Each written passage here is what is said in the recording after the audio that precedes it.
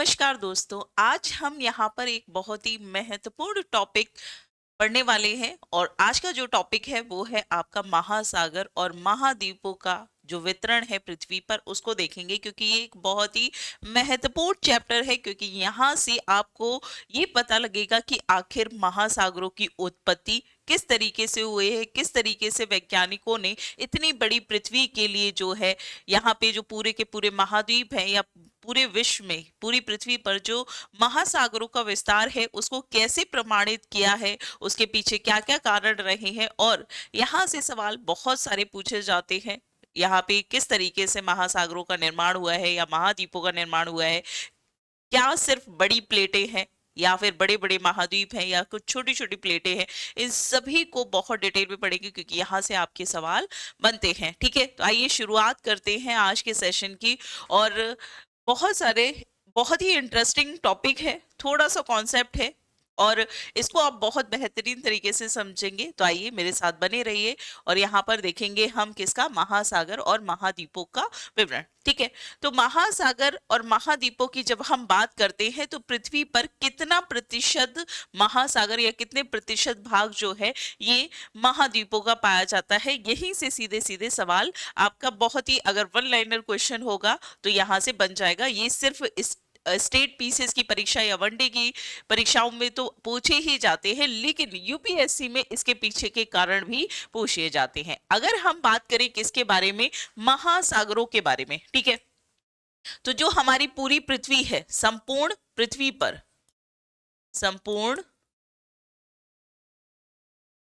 पृथ्वी पर अगर हम बात करें तो जो महासागर है, ठीक है, कितना प्रतिशत भाग है, तो 70.8% भाग पर आपको क्या देखने को मिलते हैं, महासागर देखने को मिलते हैं।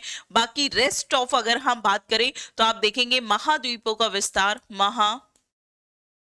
द्वीपों का जो विस्तार है ये कितना प्रतिशत है, तो 28.2% भाग पर जो है हमें क्या देखने को मिलते हैं, महाद्वीप देखने को मिलते हैं। ठीक है, और आप देखेंगे कि जो ये महाद्वीप या महासागर हैं इनका पूरी पृथ्वी पर जो विस्तार है या इनका जो वितरण है ये असमान है। यानी कि आप देखेंगे, अगर मैं पृथ्वी की बात करूं यहां पर, ठीक है, तो आप देखेंगे इस तरीके से अगर मैं हम पृथ्वी को बनाते हैं तो आप देखेंगे कि इसका मुख्यतः जो भूखंड है ये ज्यादातर आपको उत्तरी भाग में देखने को मिलेगा। कैसे देखने को मिलेगा, जैसे कि यहाँ पर मान लीजिए नॉर्दर्न अमेरिका है, यहाँ साउदर्न अमेरिका है, यहाँ पे आपका अफ्रीका महाद्वीप है, यहाँ पे ऑस्ट्रेलिया है, इधर अंटार्कटिका है और ये पूरा का पूरा एशिया महाद्वीप है। तो अगर आप देखेंगे कि ये है आपकी 0 डिग्री भूमध्य रेखा। ठीक है, क्या है, 0 डिग्री भूमध्य रेखा, या हम इसे कहें इक्वेटर, है ना, इक्वेटर। तो आप देखेंगे कि ज्यादातर भाग जो है भूखंड का ये आपको उत्तर में देखने को मिलेगा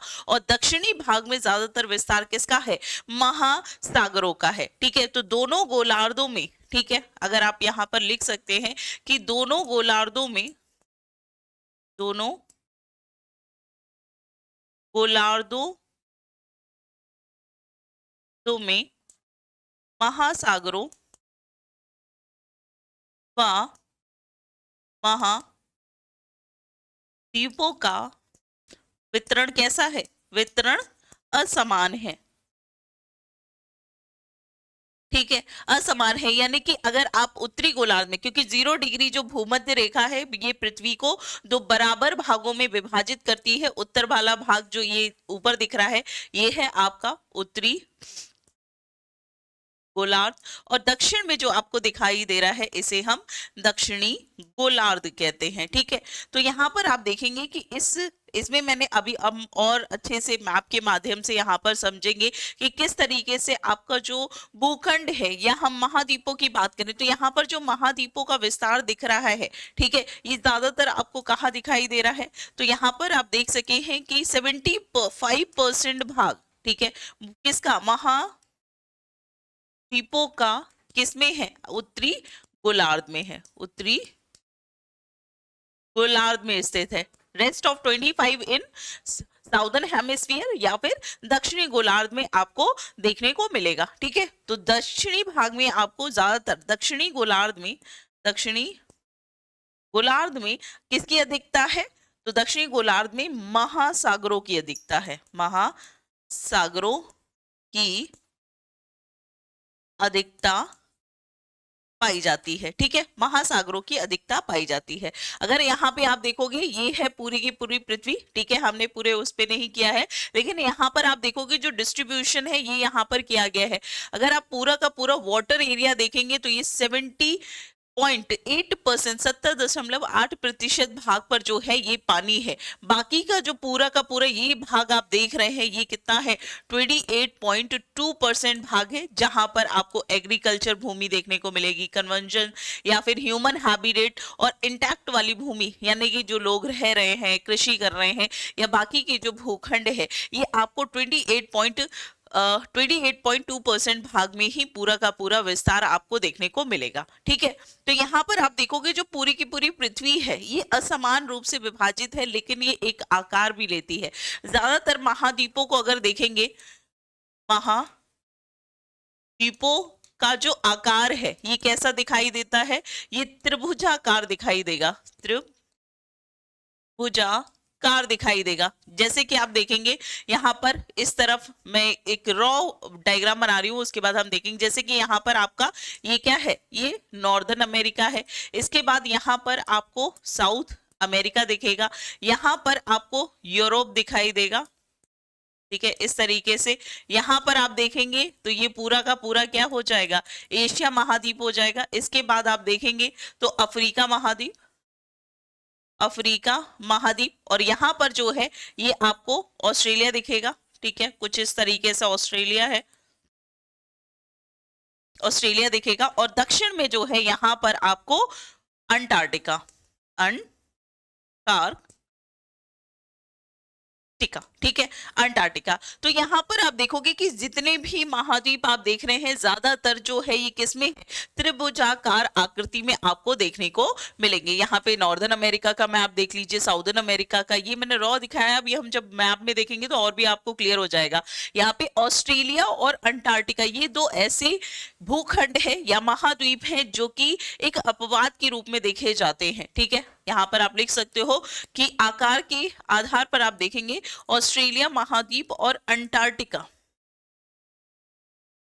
अंटार्कटिका, ठीक है, ये दोनों क्या है, ये अपवाद हैं, यानी कि इनका शेप जो है ये ट्राइंगल नहीं है, ये पूरा का पूरा इस तरीके से विस्तारित है अगर पूरी पृथ्वी पे दक्षिणी भाग में देखोगे, और यहाँ पे ऑस्ट्रेलिया जो है एक सेब के आकार का दिखाई देता है। तो हमने देखा कि किस तरीके से जो इसका डिस्ट्रीब्यूशन है वो अलग तरीके से है, यानी कि उत्तरी गोलार्ध में आपको महाद्वीपों का जो भाग है ये अधिकतम भाग आपको उत्तरी गोलार्ध में देखने को मिलेगा, वही महासागरों का अधिकतम जो विस्तार है ये आपको 0 डिग्री भूमध्य रेखा के दक्षिणी भाग में देखने को मिलता है। ठीक है, अब यहाँ पे अगर हम मैप में देखें तो यहाँ पर आपको और बेहतर तरीके से समझ में आएगा।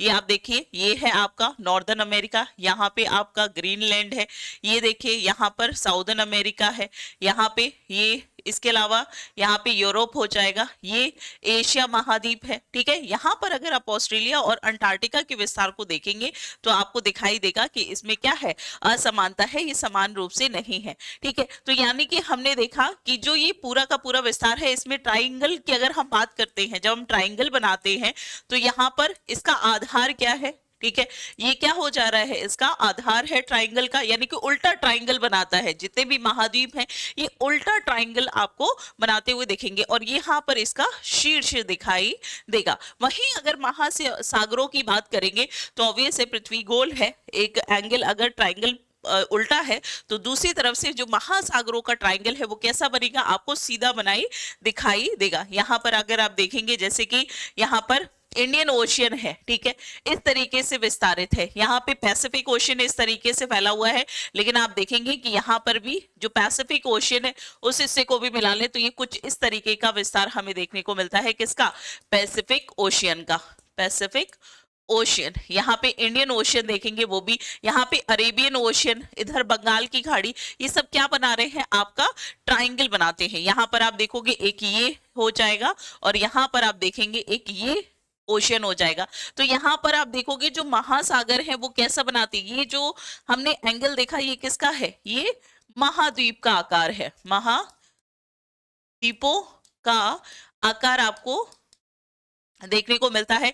वहीं अगर हम बात करें किसकी, यहाँ पर शीर्ष जो है, ठीक है, शीर्ष ऊपर है, ठीक है, शीर्ष ऊपर है और नीचे क्या है, इसका आधार है, ठीक है। और ये जो संरचना है, ये जो शेप है, ये किसकी है, ये महासागरों की, महासागरों या फिर ओशियंस की देखने को मिलती है। तो हमने देखा कि किस तरीके से जो महासागर है और महाद्वीप, इनका विस्तार किस तरीके का है और यहाँ पर इसका आकार कैसा है, ठीक है। अब यहाँ पर ये जो पूरा का पूरा भूखंड है, ये एक शेप है, लेकिन यहाँ पर ये पूरा का पूरा भूखंड जो आप देखते हैं या महासागर आप देखेंगे, तो इसका जो पूरा का पूरा, आज हम देख रहे हैं नॉर्दर्न अमेरिका यहाँ पर है, साउदर्न अमेरिका यहाँ है, यूरोप यहाँ है, एशिया, अफ्रीका, ऑस्ट्रेलिया, यहाँ पे अंटार्कटिका। लेकिन यहाँ पर एक वैज्ञानिक रहे, अब मान लीजिए कि आप कहीं घूमने जा रहे हैं, पहाड़ों पे खड़े हुए हैं और आप देखेंगे कि बड़ी ऊंची ऊंची चोटियां हैं, फिर आप देखोगे नीचे खाई है, कहीं नदी बह रही है, कहीं मैदान है ना। फिर आप कहीं समुद्र के किनारे जाओगे, फिर आप समुद्र पार करके जाओगे तो दूसरे कहीं किनारे पर कोई दूसरा देश या फिर दूसरा जो महाद्वीप है वो आपको देखने को मिलेगा। तो यहाँ पर जो ये विस्तार है, तो मन में सवाल आते हैं कई सारे कि आखिर ऐसा क्यों है, ये किनारा यहाँ पे है ना, ये हम इधर से उधर जा रहे हैं, तो कई तरीके के सवाल आते हैं कि आखिर यहाँ पे ये जो पृथ्वी पर जो कुछ भी हम देख रहे हैं, महासागर देख रहे हैं, महाद्वीप देख रहे हैं, इनकी उत्पत्ति कैसे हुई है, क्या कारण है। पर्वत जो आज ऐसे दिख रहे हैं ये ऐसे ही थे, क्योंकि पर्वतों में भी हम कई प्रकार के पर्वत देखते हैं। तो जब उनको देखकर सवाल उड़ने लगे, तो ऐसे ही एक वैज्ञानिक रहे हैं अल्फ्रेड वेगनर, ठीक है, अल्फ्रेड वेगनर, जिन्होंने ये बताया कि पृथ्वी जो है, जो आज हम पृथ्वी का आकार देख रहे हैं, जो हम महाद्वीप देख रहे हैं या फिर महासागरों का जो विस्तार देख रहे हैं, ये ऐसा नहीं था, ऐसा नहीं था। तो फिर कैसा था। तो इन्होंने बताया कि जितने भी ये भूखंड है, ये पहले आपस में जुड़े हुए थे, ठीक है। अल्फ्रेड वेगनर जो कि एक जर्मन मौसम वैज्ञानिक थे, ठीक है, तो यहाँ पर लिख लीजिए। अब यहाँ पर हम देखेंगे किस तरीके से इन्होंने जो है महाद्वीपीय प्रवाह सिद्धांत जो है यहाँ पर प्रकट किया या प्रस्तुत किया, ठीक है। तो यहाँ पर लिख लीजिए महाद्वीपीय महाद्वीपीय प्रवाह सिद्धांत, प्रवाह सिद्धांत, ठीक है। ये किसके द्वारा दिया गया, तो ये एक जर्मन वैज्ञानिक रहे हैं जिनका नाम था, ये सिद्धांत प्रतिपादित किया गया किसके द्वारा, अल्फ्रेड वैगनर, ठीक है। इनका नाम बहुत बार पूछा जाता है, सीधे नाम दे दिया जाता है कि महाद्वीपीय प्रवाह सिद्धांत जो है ये किसके द्वारा दिया गया, तो ये दिया गया था अल्फ्रेड वैगनर के द्वारा, ठीक है। तो अल्फ्रेड वैगनर ने 1912 में, ठीक है, 1912 में जो है इस सिद्धांत को प्रतिपादित किया। और ये क्या थे, ये एक जर्मन मौसम वैज्ञानिक थे, ठीक है, मौसम वैज्ञानिक थे, ठीक है। अब आप कहोगे ये मौसम वैज्ञानिक थे, इनको क्या पड़ी कि महाद्वीप जो है किधर प्रवाह कर रहे हैं, क्यों कर रहे हैं। तो मौसम विज्ञान की अध्ययन करते करते इन्होंने देखा कि किस तरीके से महाद्वीप जो हैं ये देखने में अलग अलग लगते हैं, लेकिन ये पहले एक ही हिस्सा हुआ करता था, ठीक है। तो इन्होंने कहा कि पहले हमने इससे पहले पढ़ा है कि पहली चीज तो इन्होंने कहा कि जो पृथ्वी है, ठीक है, पृथ्वी को इन्होंने 3 स्तरों पर, 3 श्रेणियों में यहाँ पर विभाजित किया, ठीक है। पृथ्वी को इन्होंने 3 श्रेणियों में विभाजित किया, ठीक है। जैसे हमने ये प्रीवियस क्लास में भी पढ़ा है, इस तरीके से अगर आप देखेंगे पृथ्वी के एक हिस्से को काट लिया जाए, इस तरीके से आप देखोगे, सॉरी, इसको अच्छे से यहाँ पर ड्रॉ करते हैं, ठीक है। ये चीज हम लोगों ने पढ़ी है, तो आप अच्छे से इसको यहाँ पर देख सकते हैं, सॉरी, ठीक है। यहाँ पर आप देखेंगे, ठीक, यहाँ पे इन्होंने कहा कि जो ऊपर वाला भाग है ये कौन सा है, ये हमारा पूरा का पूरा क्रस्ट है, यानी कि भूपर्पटी है, ठीक है। और इसके नीचे का भाग जो है ये क्या है, ये मेंटल है, ठीक है। और इसके नीचे का भाग जो है, सबसे आंतरिक भाग पृथ्वी का क्या है, कोर है। तो इन्होंने कहा जो भूपर्पटी है ये हल्की चट्टानों से यानी कि सियाल से बनी है, ठीक है। इसके नीचे आपको सीमा देखने को मिलेगा और इसके नीचे जो है भारी तत्व यानी कि निफे, निकिल और फेरस जैसे लौह तत्व जो है आपको पृथ्वी के आंतरिक भाग यानी कि कोर में देखने को मिलते हैं। तो अल्फ्रेड वेगनर ने कहा कि जो कुछ भी यहाँ पर हम महाद्वीप देख रहे हैं ये सब जो है ये तैर रहे हैं, ये प्रवाह कर रहे हैं किस पे। तो इन्होंने कहा कि जितने भी हम भूखंड की बात करते हैं, महाद्वीपों की बात करते हैं, महासागरों की बात करते हैं, ये सब जो है सीमा पर तैर रहा है, यानी कि सियाल प्लेट जो है ये किस पे तैर रही है, सीमा पर तैर रही है। ठीक है, यहाँ पर आप लिख सकते हो कि सियाल प्लेट जो है, सियाल प्लेट, हमने देखा था ना यहाँ पे आपके बहुत सारे महाद्वीप होंगे, फिर यहाँ पे सागर देखने को मिलेंगे, फिर इस तरीके से महाद्वीप है। तो यहाँ पे मान लीजिए कि यहाँ पर आपके महासागर है। ठीक है, यहाँ पर इस तरीके से ये क्या है, महासागर है। ठीक है, और यहाँ पे महाद्वीप है। तो ये पूरी की पूरी प्लेट जो है जिसे हम क्या कहते हैं, लिथोस्फियर, लिथोस्फियर कहते हैं। तो यहाँ पे हम कह सकते हैं इसके नीचे क्या था, यहाँ पे हमने देखा था कि बहुत सारा दुर्बलता मंडल है, पिघला हुआ मैग्मा है प्लास्टिक फॉर्म में जो कि एस्थेनोस्फीयर है। तो इन्होंने कहा एस्थेनोस्फीयर के ऊपर जो है आपका लिथोस्फीयर तैर रहा है, यानी कि सियाल प्लेट के ऊपर जो है, सियाल प्लेट के ऊपर, सियाल प्लेट जो है, सियाल प्लेट सीमा प्लेट पर, सीमा प्लेट पर तैर रही है या फिर प्रवाहित हो रही है। ये किसने कहा, अल्फ्रेड वेगनर ने कहा। अब इसको प्रमाणित कैसे किया जाए। ठीक है, तो इन्होंने जो है इनके मन में जो भी सवाल थे तो उन सवालों के जवाब के लिए इन्होंने क्या किया, इन्होंने साक्ष्य जुटाने जो है ये, यानी कि कुछ कुछ एविडेंस जो है इन्होंने ढूंढना शुरू किए कि आखिर ऐसा क्यों है। तो इन्होंने कहा कि अगर हमने प्रीवियस क्लास में भी देखा था कि यहाँ पर कार्बोनीफेरस का एक टाइम था। ठीक है, इन्होंने कहा कि कार्बोनीफेरस के समय में जो आज हम पृथ्वी का जो नक्शा देख रहे हैं या भूखंड का जो विस्तार देख रहे हैं ये सब पहले एक ही हिस्से में था। यहाँ पर आप देखोगे तो इन्होंने कहा कि कार्बोनीफेरस, हम लोगों ने इसके बारे में पढ़ा था, कार्बोनीफेरस, कार्बोनीफेरस युग में, ठीक है, जो संपूर्ण पृथ्वी है, संपूर्ण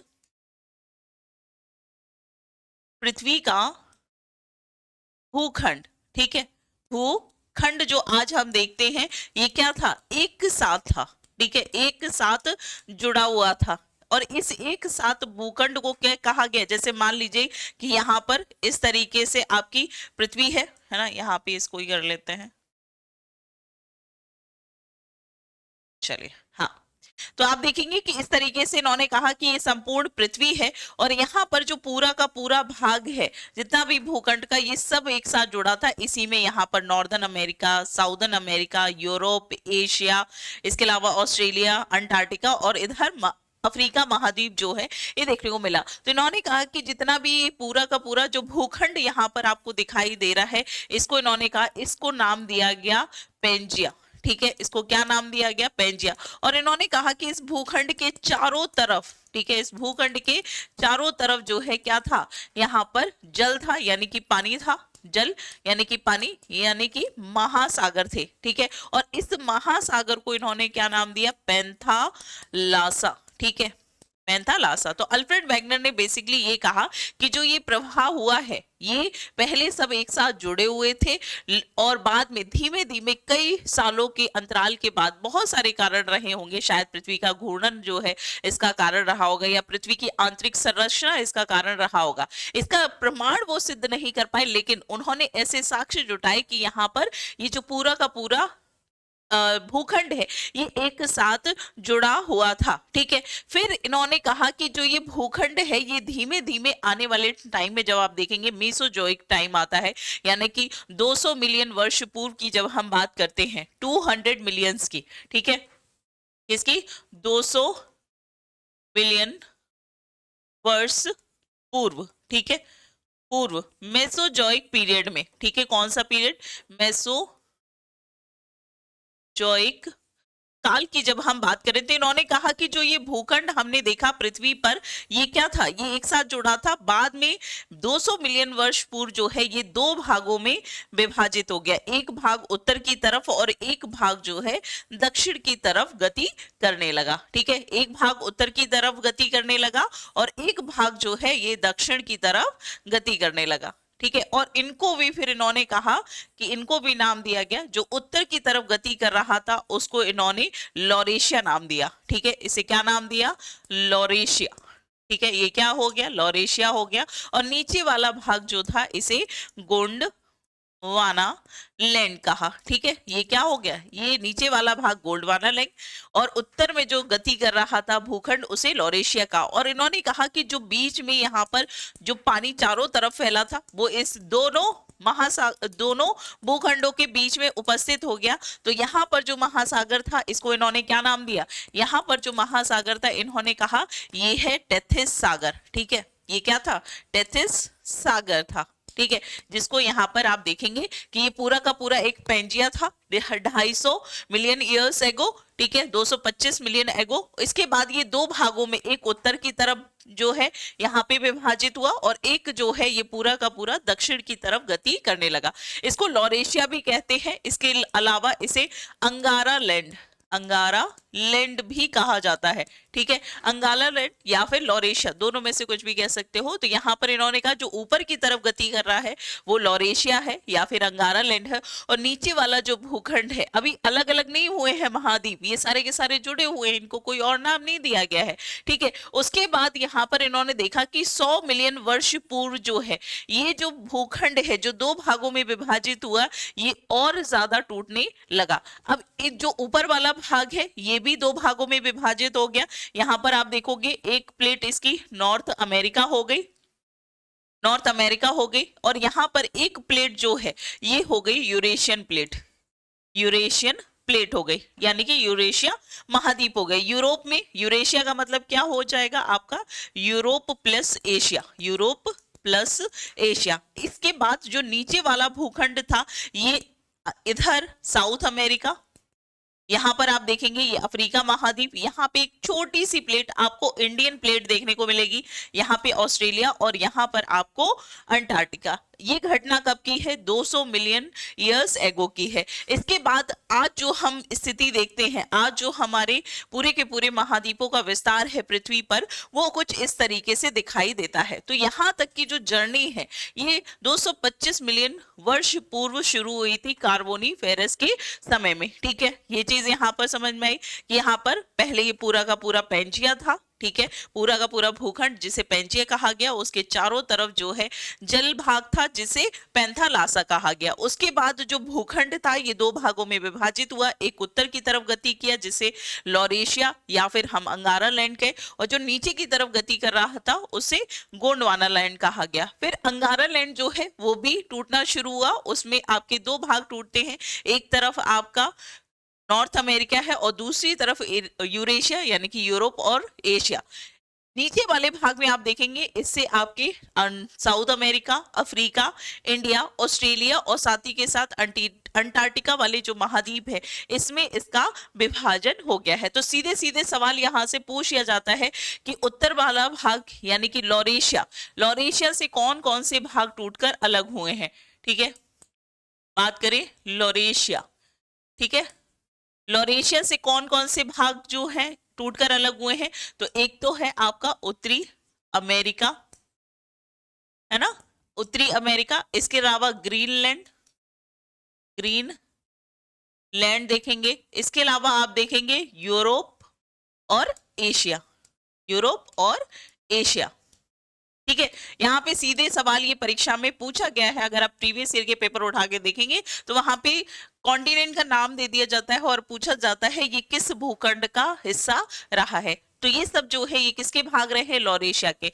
वहीं अगर हम बात करें गोंडवाना लैंड की, गोंडवाना लैंड, ठीक है, गोंडवाना लैंड, तो इसमें कौन कौन से हिस्से रहे हैं? तो इससे आपके दक्षिण अमेरिका का निर्माण हुआ, दक्षिण अमेरिका जो है टूटकर एक भूखंड अलग हुआ।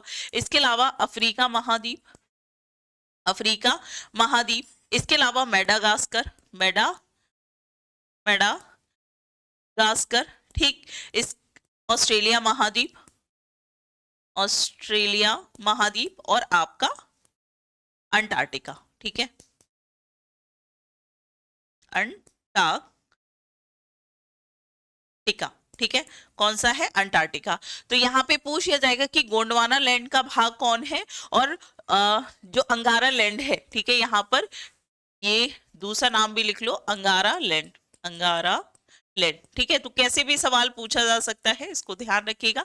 ये आपके सभी परीक्षाओं में, प्रीवियस के पेपर्स में आपको इससे रिलेटेड चीजें यहाँ पर देखने को मिलेंगी। अब सवाल ये उठता है कि वैगनर महोदय जो यहाँ पर कह रहे हैं कि ये जो महाद्वीप है ये सीमा प्लेट के ऊपर सियाल प्लेट जो तैर रही है, इसको प्रमाणित कैसे किया जाए। उन्होंने कुछ साक्ष्य तो जुड़ाए, उन्होंने कुछ एविडेंस जो है प्रकट किए, रखे सबके सामने, लेकिन वो उस तरीके से सिद्धांतिक रूप से जो है उसको प्रमाणित नहीं कर पाए कि ऐसा कैसे हो सकता है। सीधी सी बात है, अगर आप कोई बात कह रहे हैं तो उसको सिद्ध भी करना पड़ेगा।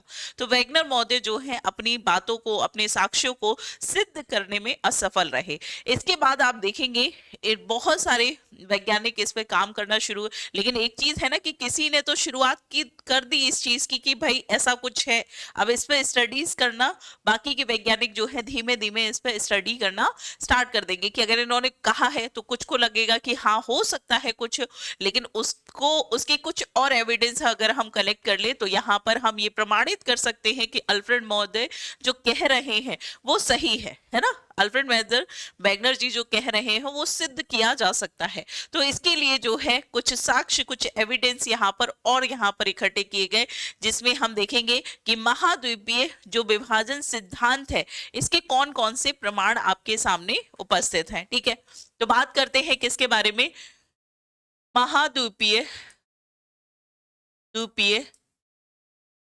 विस्थापन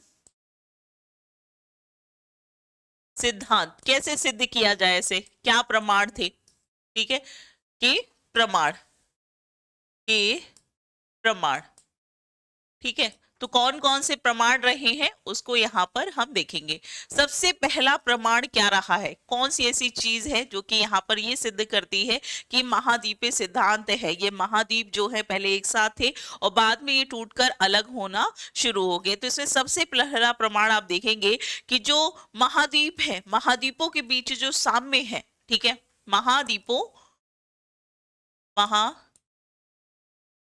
का साम्य, ठीक है। साम्य का मतलब क्या है, यहां पर आप देखेंगे जिसे कहा गया जिगसॉ फिट, ठीक है, इसे कहा गया जिगसॉ फिट, ठीक है, जिगसॉ फिट। यहां पे इन्होंने देखा कि जब हम यहाँ पे मैप देखेंगे तो यहाँ पर आप देखोगे कि ये जो साउथ अमेरिका है ये अफ्रीका महाद्वीप से अलग हुआ है। क्यों? क्योंकि यहाँ पर अगर हम अफ्रीका, साउथ अमेरिका की प्लेट को अगर अफ्रीकन प्लेट के साथ जो है मर्ज करें, जोड़ने का काम करें, तो यहाँ पर आप देखोगे कि बिना किसी त्रुटि के ये पूरी की पूरी प्लेट जो है एक साथ जुड़ जाती है। जैसे मान लीजिए कि आपने किसी कांच के टुकड़े को तोड़ दिया और उसके बाद आप जोड़ोगे तो वो जहां से टूटा है वहां पर जाकर फिट हो जाएगा, है ना, जुड़ नहीं सकता लेकिन फिट तो हो जाएगा। तो हमें पता चलेगा कि यहाँ से जो है ये हिस्सा टूटकर अलग हुआ है ना, टूटकर अलग हुआ है। तो यहाँ पर इन्होंने कहा कि जो यहाँ पे हमने देख लिया पहला प्रमाण, तो इन्होंने दे दिया कि दक्षिण अफ्रीका जो है ये अफ्रीका महाद्वीप से पूरा का पूरा यहाँ पर कनेक्ट करता है। इसके अलावा इन्होंने नॉर्दर्न अमेरिका को जब यूरोप के साथ कनेक्ट करने का प्रयास किया तो वहां पे भी इन्होंने देखा कि बिना किसी त्रुटि के जो ये महाद्वीप है ये आपस में कनेक्ट करते हैं, ठीक है। तो यहाँ पर इनकी जो तटीय रेखा है दक्षिण अमेरिका की और अफ्रीका की, ये क्या है, एक साथ कनेक्ट करती है। तो यहाँ पे इन्होंने कहा कि दक्षिणी अमेरिका अमेरिका और अफ्रीका महाद्वीप को एक साथ जोड़ने पर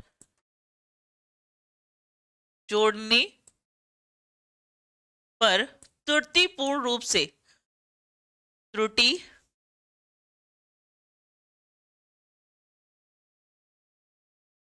त्रुटिपूर्ण जो है त्रुटिपूर्ण रूप से ये आपस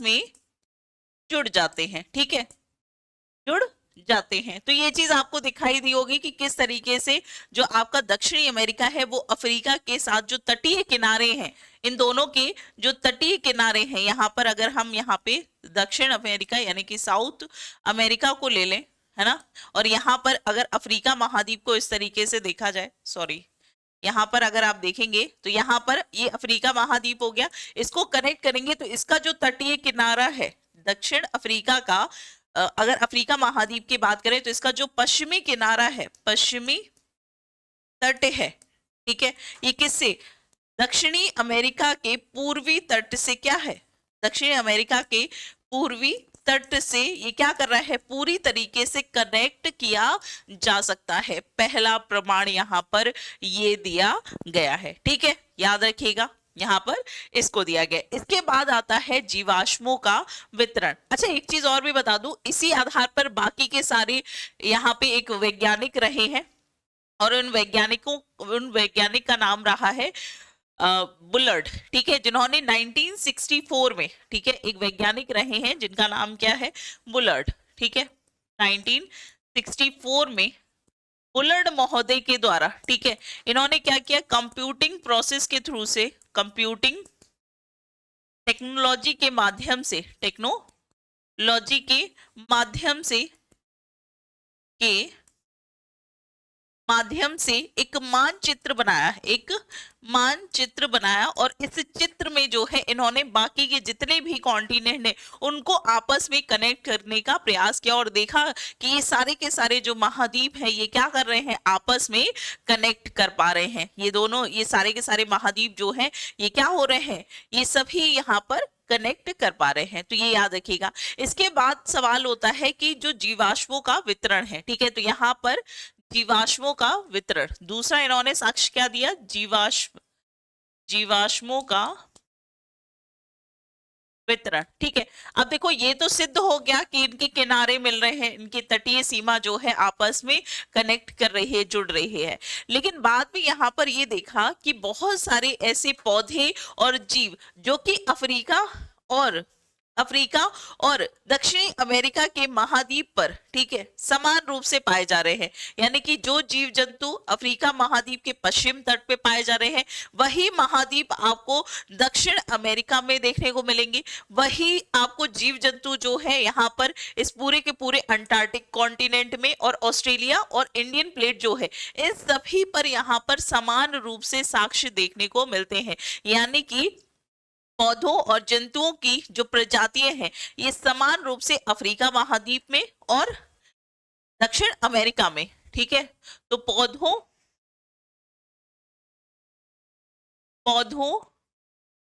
और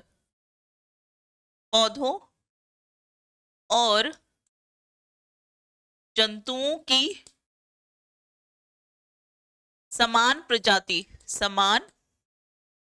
प्रजातियां, ठीक है, ये आपको अफ्रीका महाद्वीप में भी मिल रही है, अफ्रीका महाद्वीप में भी मिल रही है, दक्षिण अमेरिका में भी पाई जा रही है ना। यहाँ पे इन्होंने देखा कि सेम तरीके की स्पेसीज जो है ये ऑस्ट्रेलिया महाद्वीप में भी मिल रही है, ऑस्ट्रेलिया में भी मिल रही है और इंडियन प्लेट में भी देखने को मिल रही है, ठीक है, इंडियन प्लेट जो है इसमें भी देखने को मिल रही है और अंटार्कटिका में भी जो है समान तरीके के, ठीक है, समान तरीके के जो जीव जंतु हैं ये आपको यहाँ पर देखने को मिलेंगे, जिसमें से सबसे बड़ा प्रमाण है लेमुरिया, ठीक है, यहाँ पर आप देखोगे यहाँ पे बहुत सारे, जैसे कि यहाँ पर आप देखोगे मेसोसोरस नाम का एक यहाँ पर क्या है, एक जीव है मेसोसोरस, ठीक है, इसी तरीके से साइग्नोनैथस करके यहाँ पर एक जीव पाया जा रहा है, साइग्नोनैथस और मेसोसोरस, ठीक है, ये दोनों जीव जो है जो ये अफ्रीका महाद्वीप में भी पाए जा रहे हैं, दक्षिण अमेरिका में भी, अंटार्कटिका में भी और इंडियन प्लेट में भी यहाँ पर आपको देखने को मिलेंगे। यहाँ पर आप देखोगे लेस्टोसोरस यहाँ पे इनको दिखाएं, ये आपको दिखेंगे, ये प्रजातियों की, ये उस समय की प्रजातियां रही होंगी जब ये कॉन्टिनेंट एक साथ में रहे होंगे, फिर हजारों सालों तक जो है जलवायु परिवर्तन के कारण जो है जैसे जैसे प्लेट घूर्णन कर रही थी उन सभी के कारण जो है इनमें प्राकृतिक रूप से जो है ऐसी परिवर्तन हुआ जो है एनवायरमेंट में, जिसकी वजह से ये स्पीसीज अब जिंदा नहीं है। अब इन दोनों की अगर हम बात करें तो ये ऐसे जीव है, स्पेशली अगर इसकी बात करें तो ये एक ऐसा जीव है जो कि उथले पानी में रहता है, ठीक है, उथले उथले पानी में रहता है, यानी कि उथले पानी में रहता है, यानी कि गहराई में नहीं उतर सकता है। अब अगर यहाँ पर आप देखोगे कि जो अफ्रीका, साउदर्न अमेरिका है और अफ्रीकन प्लेट, जो वर्तमान समय में इनके बीच की दूरी है, ये लगभग आप देखेंगे 4800 किलोमीटर की है, ठीक है। अब ऐसा जीव जो पानी के अंदर ज्यादा गहराई में उतरता ही नहीं है, क्या वो संभव है कि वो 4800 किलोमीटर पार करके दूसरे महाद्वीप में पहुंच जाए?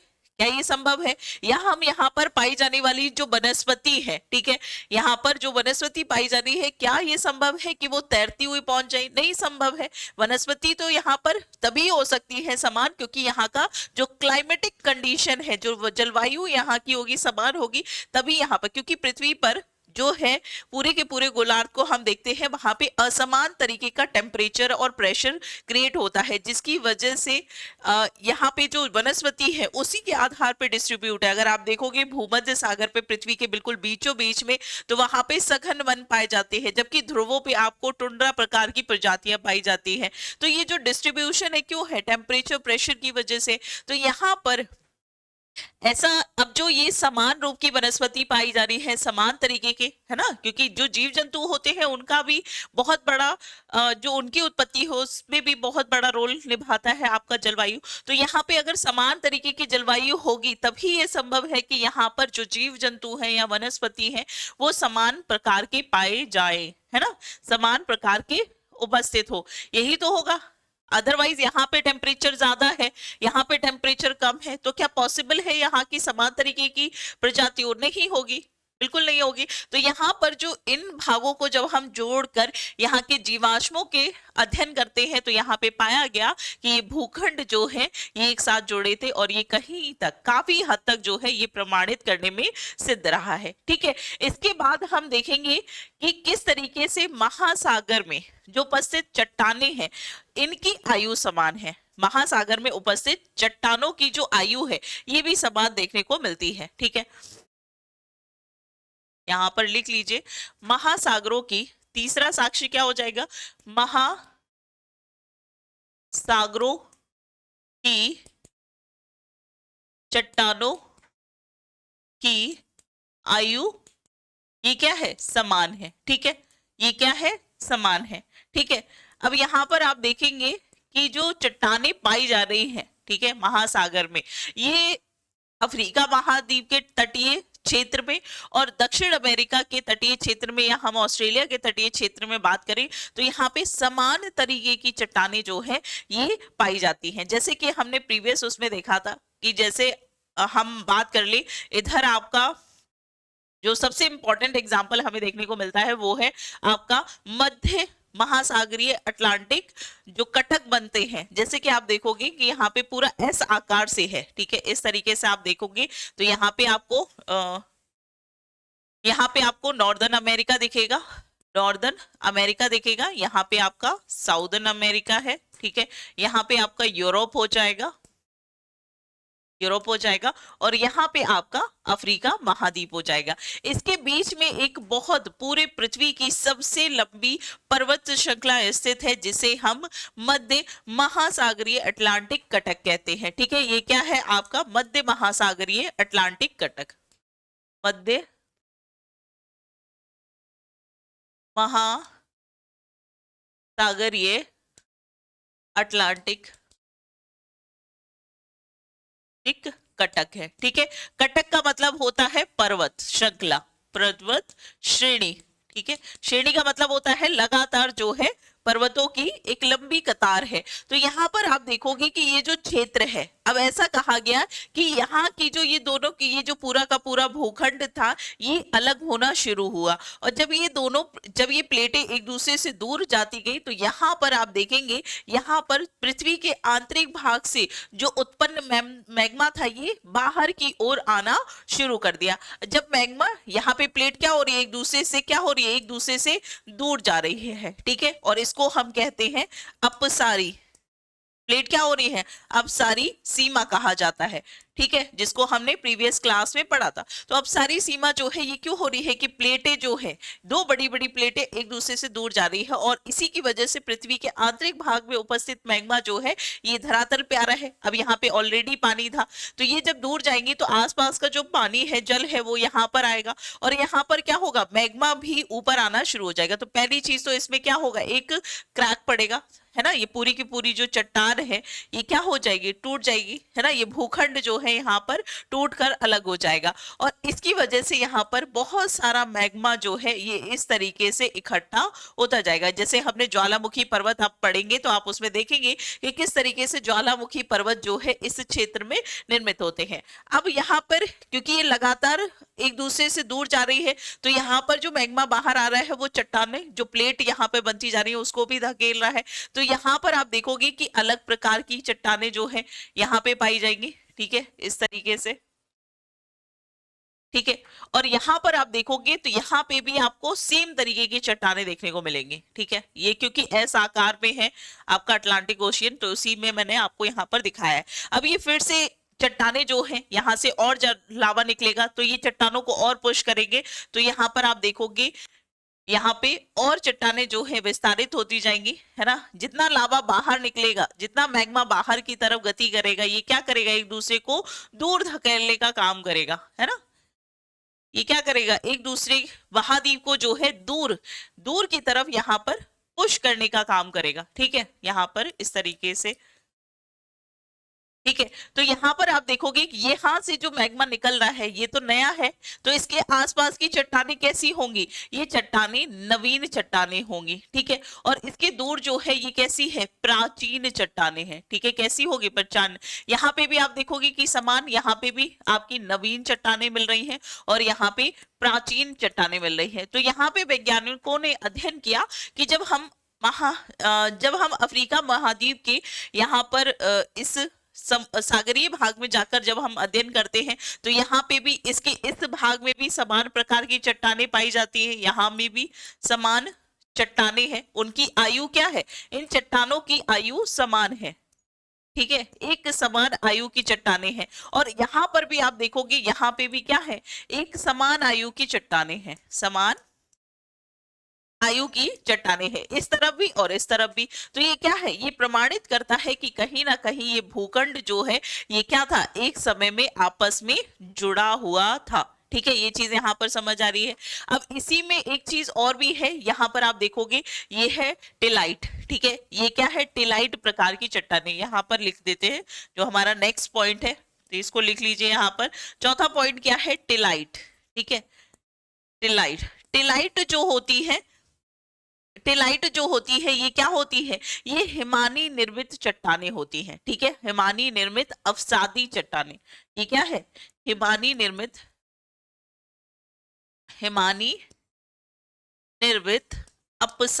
अवसादी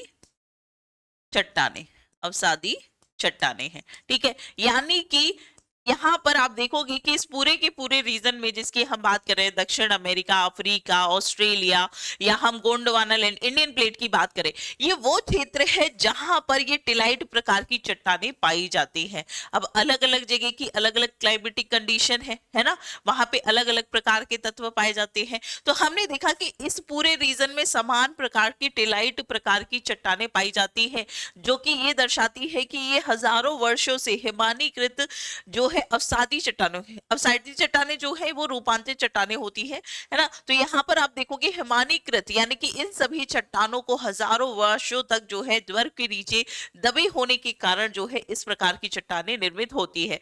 तो यहाँ पे आप कैसे हो सकता है कि आज जो हमारे भारत का स्थिति है, अगर हम गोंडवाना लैंड की बात करें, ठीक है, जो भारत का प्रायद्वीपीय क्षेत्र है, अगर इस तरीके से आप देखोगे तो ये है भारत का प्रायद्वीपीय क्षेत्र। तो इस क्षेत्र में जो कि यहाँ से आप देखोगे, यहाँ से आपकी कर्क रेखा गुजरती है जो कि बहुत ज्यादा गर्म क्षेत्र है, इसके नीचे से यहाँ से आपकी भूमध्य रेखा गुजरती है, भूमध्य रेखा जो कि 0 डिग्री है, ठीक है, और यहाँ पे 23.5 डिग्री। तो आज अगर इसके टेम्परेचर को आप देखोगे तो ये एक ऐसा क्षेत्र है जहां पर बहुत ज्यादा टेम्परेचर है। तो ऐसे में यहाँ पर हिमानीकृत, हिमानी निर्मित जो अवसादी चट्टानें वो कैसे निर्मित हो सकती है? इसका मतलब ये जो भाग है ये कहीं ना कहीं पहले क्या था, ये दक्षिणी गोलार्ध में, क्योंकि ये नीचे वाले हिस्से में था, तो इसका मतलब ये पूरा का पूरा भूखंड यहाँ पे आपकी ये प्लेट रही होगी जो कि क्या है, इस ध्रुवीय क्षेत्र के आसपास पहुंची होगी, है ना। एक दूसरे से पहले क्या हुए, दक्षिण की दिशा में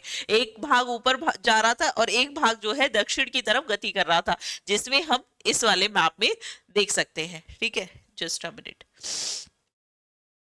ठीक है, तो यहां पर आप देखोगे कि इंडियन प्लेट यहां तक आ गई है, इंडियन प्लेट जो है यहां तक आ गई है। तो यहाँ पर क्या है, टेम्परेचर जो है कम हुआ होगा, जिसकी वजह से यहाँ पर हिमानीकृत चट्टानें निर्मित हुई होंगी। तो टिलाइट जो है ये एक और एग्जाम्पल है जो ये सिद्ध करता है कि ये जो भूखंड है कहीं ना कहीं आपस में एक साथ जुड़े होंगे। ठीक है, इसके बाद एक और प्रमाण हमें देखने को मिलता है और वो है प्लेसर चट्टानें। ठीक है, कौन सी है, प्लेसर निक्षेप, प्लेसर निक्षेप। ठीक है, प्लेसर जो है निक्षेप। ठीक है, प्लेसर निक्षेप की बात करें तो यहाँ पर प्लेसर निक्षेप क्या है, ये सोने की जो सोने की अगर हम बात करें तो सोना जो है, जिस प्रकार के सोना घाना क्षेत्र जो कि अफ्रीका में स्थित है, सेम तरीके का सोना जो है आपको ब्राजील के क्षेत्र में देखने को मिलता है। ठीक है, सोने की जो बड़ी निक्षेप है जो कि अफ्रीका के महाद्वीप,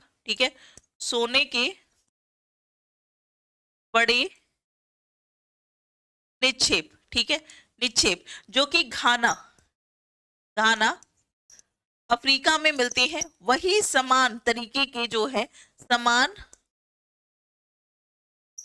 निक्षेप आपको कहां देखने को मिलेंगे, ब्राजील, ब्राजील में देखने को मिलेंगे, यानी कि साउथ अमेरिका में देखने को मिलते हैं। तो ऐसे कैसे हो सकता है कि यहाँ पर समान तरीके के जो है सोने के निक्षेप देखने को मिल रहे हैं या प्लेसर निक्षेप देखने को मिल रहे हैं? तो इसका मतलब ये है कि यहाँ पर कहीं ना कहीं ब्राजील का जो क्षेत्र है ये घाना के क्षेत्र से क्या होगा, ये पूर्व में एक दूसरे से कनेक्ट रहेंगे। ठीक है, तो यहाँ पर आपने देखा कि किस तरीके से जो है यहाँ पे कुछ ऐसे प्रमाण यहाँ पर सिद्ध किए गए जिससे ये बताया गया कि जो ये महाद्वीप है ये पहले पूर्व में क्या एक साथ कनेक्ट रहे, लेकिन बाद में जो है यहाँ पर पृथ्वी के घूर्णन के कारण और आंतरिक बल के कारण जो है इनका एक दूसरे से दूर जो है गति करना इन्होंने शुरू किया और आज हम इसकी स्थिति इस तरह की देखते हैं। ठीक है, तो ये चीज यहाँ पर आपको क्लियर हो गई होगी। ठीक है, अब बात करेंगे किसके बारे में, प्रवाह सिद्धांत के बारे में। ठीक है, देखो एक चीज और यहाँ पर एक और समझने वाली है, अल्फ्रेड मैग्नर के द्वारा इन्होंने सिद्ध तो नहीं कर पाए, लेकिन अल्फ्रेड मैग्नर जो है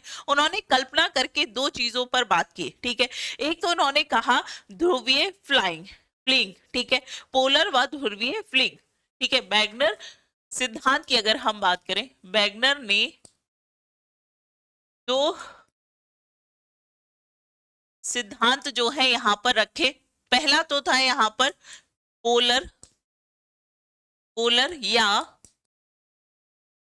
ध्रुवीय फ्लिंग। ठीक है, फ्लिंग इसका मतलब क्या है, पोलर जो मैग्नर महोदय थे उन्होंने कहा कि पृथ्वी जो है ये क्या है, ये घूर्णन कर रही है और इसी घूर्णन के कारण से जो खनिज तत्व थे वो ज्यादातर जो है वो कहाँ पे, ध्रुवीय क्षेत्र में कम और भूमध्य रेखा के आसपास ज्यादा इकट्ठे हो गए। घूर्णन की वजह से क्या है, वहां पे फोर्स ज्यादा लग रहा था, किस पे, पृथ्वी के बिल्कुल मध्य भाग में। ठीक है, मान लीजिए कि ये आपकी पृथ्वी है और यहाँ पे आपका ये आपका नॉर्थ पोल है और ये आपका साउथ पोल है। ठीक है, ये आपका नॉर्दर्न पोल है, यहाँ पे पोलर रीजन है, ध्रुवीय क्षेत्र है, ये साउदर्न ध्रुवीय क्षेत्र है और ये क्या है, ये आपका 0 डिग्री इक्वेटर यानी कि भूमध्य क्षेत्र है। तो यहाँ पे इन्होंने कहा कि ज्यादातर जो तत्व है उनका निक्षेपण इसी क्षेत्र में हुआ है। क्यों, क्योंकि पृथ्वी जो है एक ही दूरी पर क्या कर रही है, घूर्णन कर रही है। तो यहाँ पे पहला प्रमाण तो इन्होंने दिया कि ध्रुवों पर इनका जो तत्व है, जो मैटर है, ये कम देखने को मिलता है, जबकि ध्रुवीय क्षेत्रों में जो है ये फ्लाइंग के कारण, घूर्णन के कारण इन्होंने संपूर्ण जो आकृति है ये पूरी पृथ्वी की समान नहीं है ना, पृथ्वी समान नहीं है क्योंकि ध्रुवों पर ये चपटी हुई है और भूमध्य रेखा पर उभरी हुई है। तो इन्होंने कहा कि भूमध्य रेखा पर जो ये उभरी हुई है ये किसके कारण है, ये आपके घूर्णन के कारण है। ठीक है, तो यहां पर आप लिख सकते हो कि पृथ्वी, संपूर्ण पृथ्वी का जो विभाजन है ये क्या है, असमान है। ठीक है, असमान है। ठीक है, जिसमें आप देखोगे कि घूर्णन के कारण, पृथ्वी के घूर्णन के कारण ये क्या है, ये भूमध्य रेखा पर उभरी हुई है। ठीक है, उभरी हुई है। तो ये उभरी हुई का कारण क्यों दिया, इन्होंने कहा कि जो आज महाद्वीप अलग हुए हैं इसका कारण क्या है, क्योंकि यहाँ पर पृथ्वी घूर्णन कर रही है और यहाँ पर आप देखोगे कि ज्यादातर कॉन्टिनेंट जो है यहाँ पर इकट्ठे हो गए थे, जिसकी वजह से जो है बाद में इनके बीच दूरी या ये जो प्रवाह है ये संभव हो चुका है। इसके अलावा इन्होंने दूसरा कारण दिया यहाँ पर ज्वारीय बल का। ठीक है, दूसरा इन्होंने क्या दिया यहाँ पर, ज्वारीय बल। दूसरा इन्होंने क्या कहा, ज्वारीय बल। ठीक है, ज्वारीय बल। अब ज्वारीय बल क्या होता है, तो ये सूर्य और चंद्रमा के आकर्षण बल, सूर्य व चंद्रमा के आकर्षण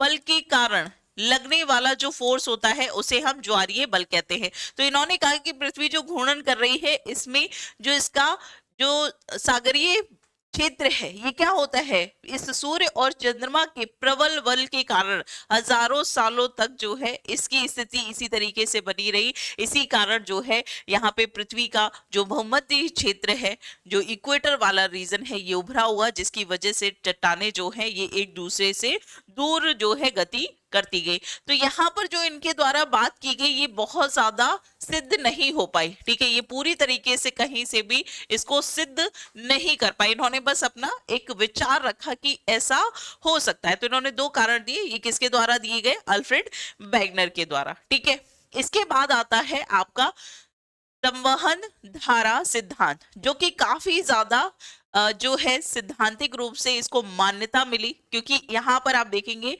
एक वैज्ञानिक रहे हैं आर्थर होम्स। ठीक है, कौन से वैज्ञानिक रहे हैं, आर्थर होम्स, जिन्होंने 1930 में संवहन धारा सिद्धांत दिया है। ठीक है, तो अब हम बात करेंगे किसके बारे में, संवहन धारा सिद्धांत, संवहन धारा सिद्धांत। ठीक है, सिद्धांत, तो ये सिद्धांत पहली चीज तो प्रतिपादित 1930 में आर्थर होम्स नाम के जो वैज्ञानिक थे इन्होंने दिया, इन्होंने इस सिद्धांत को प्रतिपादित किया था। ये पूछा जाता है, इन्होंने कहा कि पृथ्वी का जो आंतरिक भाग, जो मेंटल वाला भाग है, वहां पे रेडियो एक्टिव एलिमेंट है और इन रेडियो एक्टिव एलिमेंट जो है, जो रेडियो धर्मी तत्व है, ये आपस में क्रिया करते हैं और उस क्रिया के कारण जो है इसमें संवहन धाराएं उत्पन्न होती हैं, जो एक दूसरी जो प्लेट है उसको दूर की, एक दूसरे से दूर जो है क्या करती है, प्रवाहित करती है या उसको दूर करने के लिए बल लगाती हैं। ठीक है, तो यहाँ पर आप देखोगे इन्होंने का, जैसे हमने प्रीवियस उसमें देखा था, यहाँ पर आप देखोगे ये वाला भाग जो है ये क्या है, आपका मेंटल भाग है। यहाँ पर आप देखेंगे ये कौन सा भाग है, ये आपका मेंटल भाग है और इसी मेंटल भाग में स्थित है आपका मैग्मा। ठीक है, क्या है, मैग्मा, तरल अवस्था में। ठीक है, यहाँ पे क्या है, तरल अवस्था में पदार्थ उपस्थित है। ठीक है, बहुत सारा, जिसे हम ये भी कह सकते हैं ये क्या है, आपका एस्थेनोस्फीयर है। ठीक है, एस्थेनोस्फीयर या फिर दुर्वलता मंडल।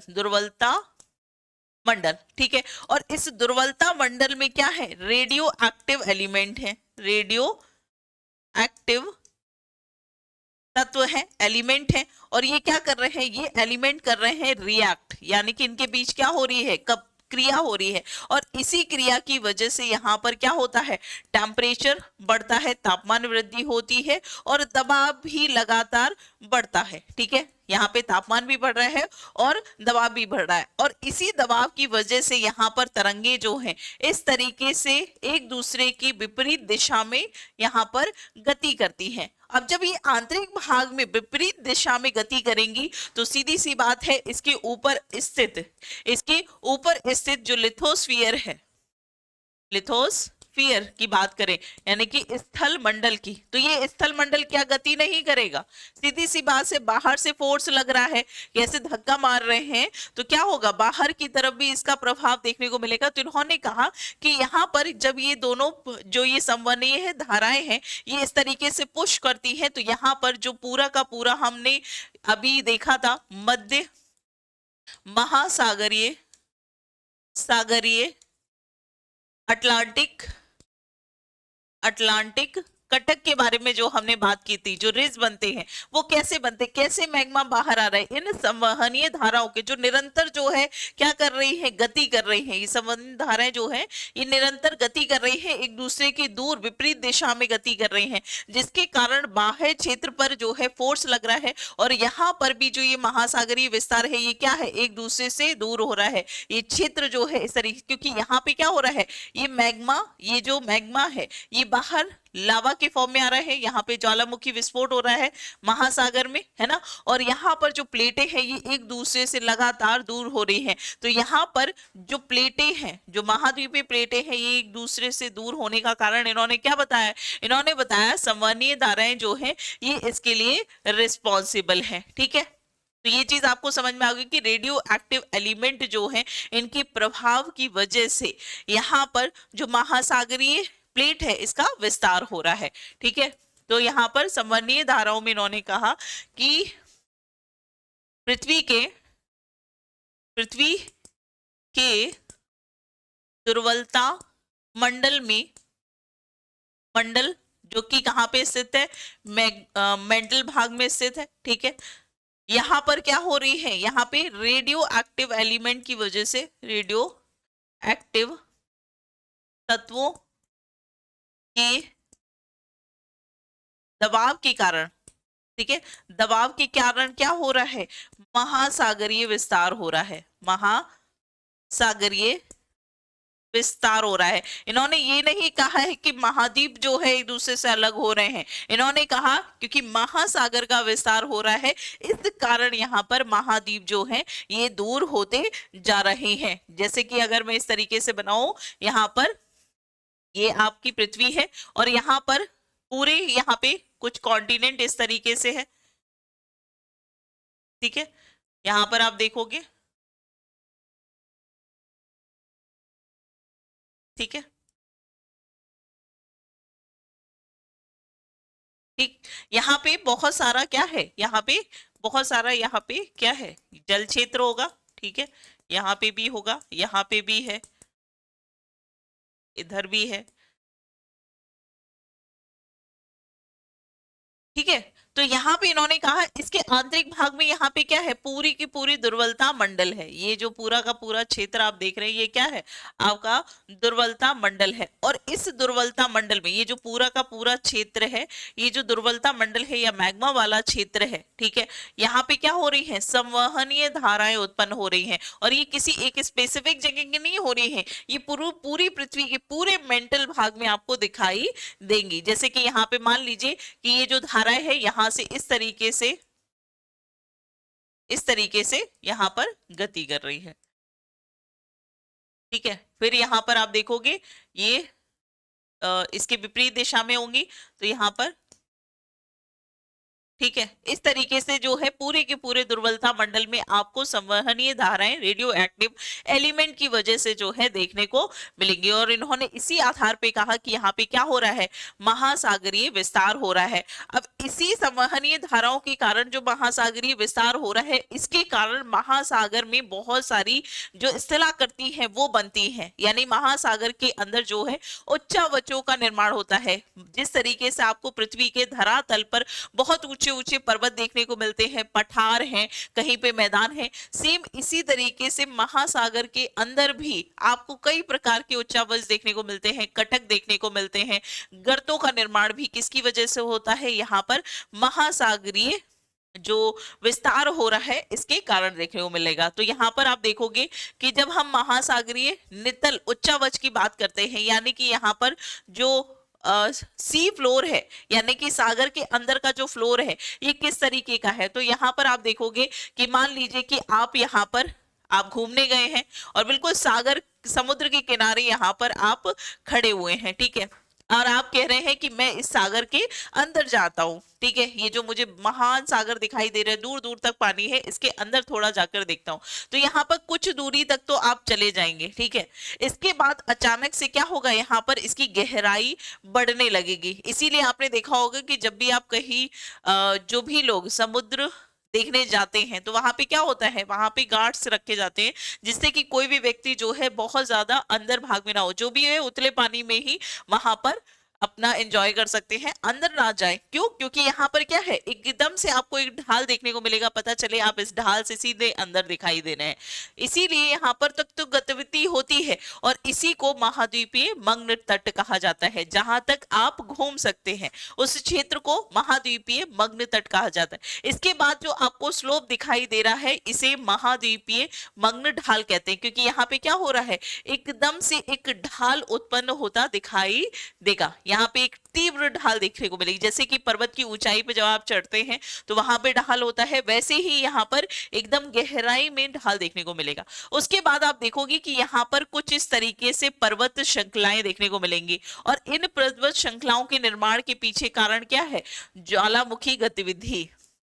ज्वालामुखी गतिविधि, जिस तरीके से पृथ्वी के धरातल पर ज्वालामुखी है, कहीं पर कॉल्डेरा है, कहीं पर शील्ड ज्वालामुखी देखने को मिलते हैं, ऐसे इसके आंतरिक भाग में जो ज्वालामुखी है उनको हम क्या कहते हैं, कटक कहते हैं। और इसका सबसे इंपॉर्टेंट एग्जाम्पल हमने देखा था मध्य महासागरीय कटक, जो अभी हमने देखा था कि यहाँ पर इधर भी आपका अफ्रीका महाद्वीप है, इधर आपका दक्षिण अमेरिका है और इसके बीच में जो है यहाँ पर कटक है और ये लगातार जो है इस तरफ बढ़ रहे हैं। जो ये मैग्मा है ये ऊपर आ रहा है और ये कैसे, ये इस चीज, ये जो ये धरातल है इसको एक विपरीत दिशा में क्या कर रहा है, धकेल रहा है, ठीक है।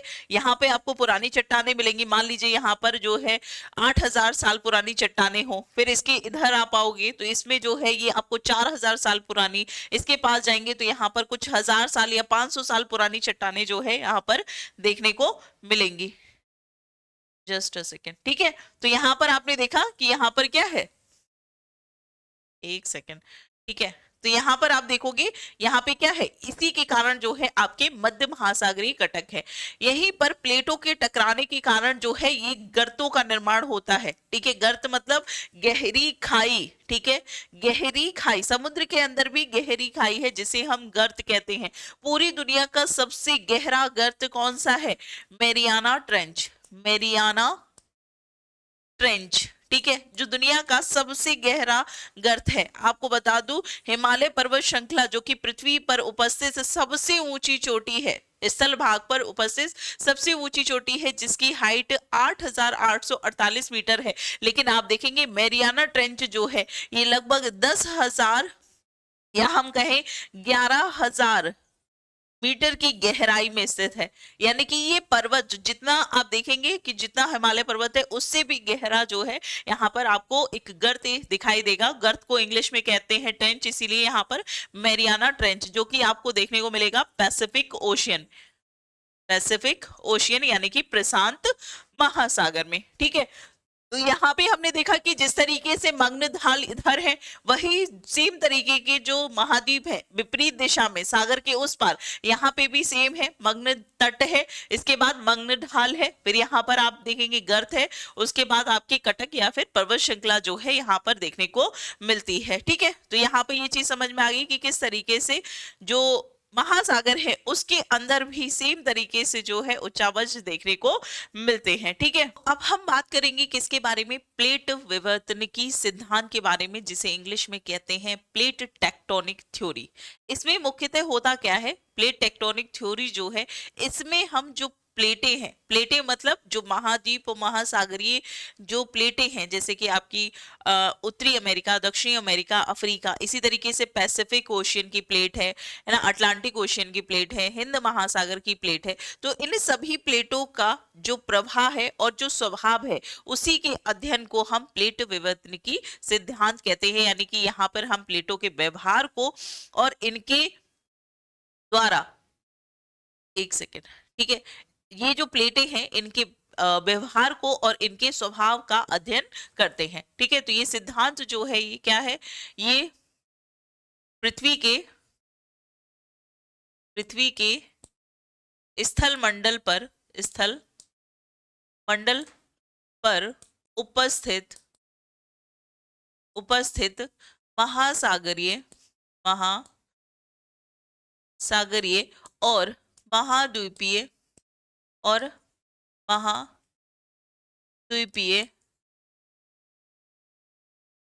प्लेटों के प्रभाव व स्वभाव का अध्ययन। ठीक है, स्वभाव का अध्ययन ही क्या कहलाता है, आपका प्लेट विवर्तनिकी सिद्धांत है। यानी कि इस सिद्धांत में हम क्या देखेंगे, किस तरीके से प्लेटें प्रवाह करती हैं और उनके कारण क्या क्या गतिविधि होती हैं।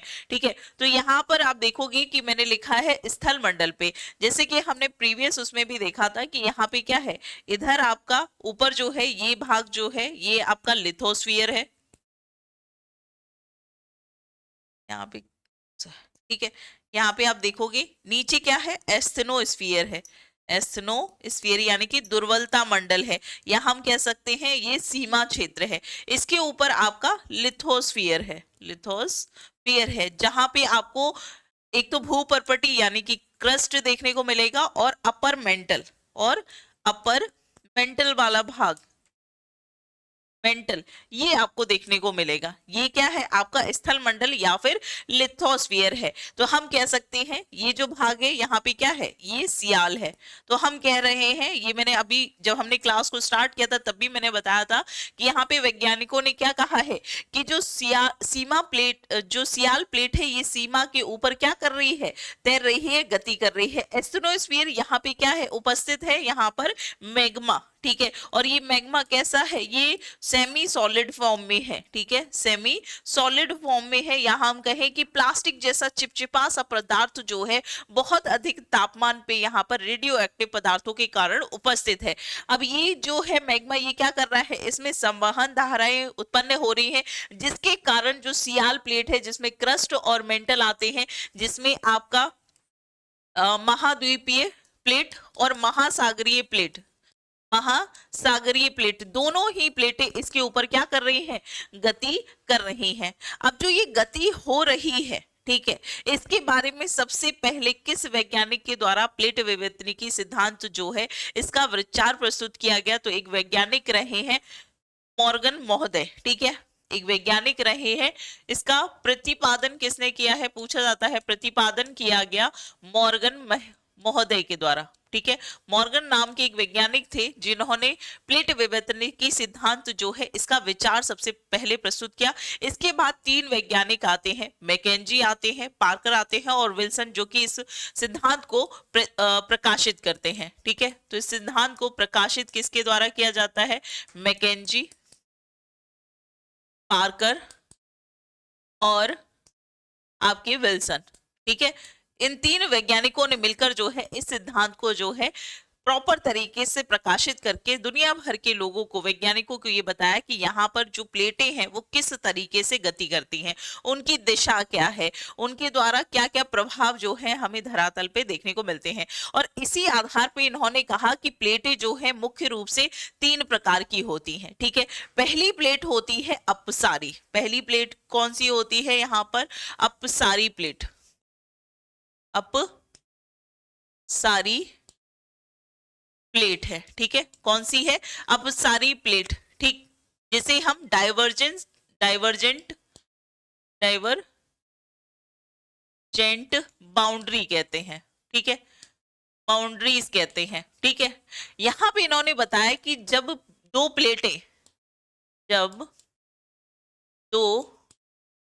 प्लेटें एक दूसरे के दूसरे के विपरीत दिशा में, विपरीत दिशा में गति करे, ठीक है, गति दिशा में गति करती है, ठीक है। तो इससे क्या होता है, इससे नए तरीके के उच्चावचों का निर्माण होता है, इसीलिए यहाँ पर इसे रचनात्मक प्लेट के नाम से भी जाना जाता है, ठीक है। ये कैसी है, ये इससे क्या हो रहा है, इससे क्रस्ट का निर्माण हो रहा है। क्रस्ट में हमने देखा, क्रस्ट में क्या हो रहा है, महासागरों का निर्माण हो रहा है, महाद्वीपों का निर्माण हो रहा है, क्रस्ट का निर्माण हो रहा है। तो ये कैसी है, ये रचनात्मक प्लेटें हैं, रचनात्मक प्लेटें हैं, ठीक है। कैसी है, रचनात्मक। यहाँ पर आप देखो, एक प्लेट जो है दूसरी प्लेट के विपरीत दिशा में जा रही है, तो ये विपरीत दिशा में जाएगी, तो यहाँ से क्या होगा, मैग्मा जो है ये बाहर निकलेगा और यहाँ पर इकट्ठा हो जाएगा और यहाँ पर नए उच्चावच जो है इनका निर्माण करेगा, यानी नए तरीके की कटक बनाएगा। तो ये क्या कर रहा है, ये क्रस्ट का निर्माण कर रहा है, इसीलिए हम इसे रचनात्मक प्लेट कहते हैं। जैसे कि मान लीजिए कि यहाँ पर आपका अफ्रीका, जैसे कि नॉर्दर्न अमेरिकन प्लेट थी, ठीक है, हमने देखा यहाँ पे नॉर्थ अमेरिका है, यहाँ पे हमने देखा था साउथ अमेरिका, ठीक है, यहाँ पे यूरोप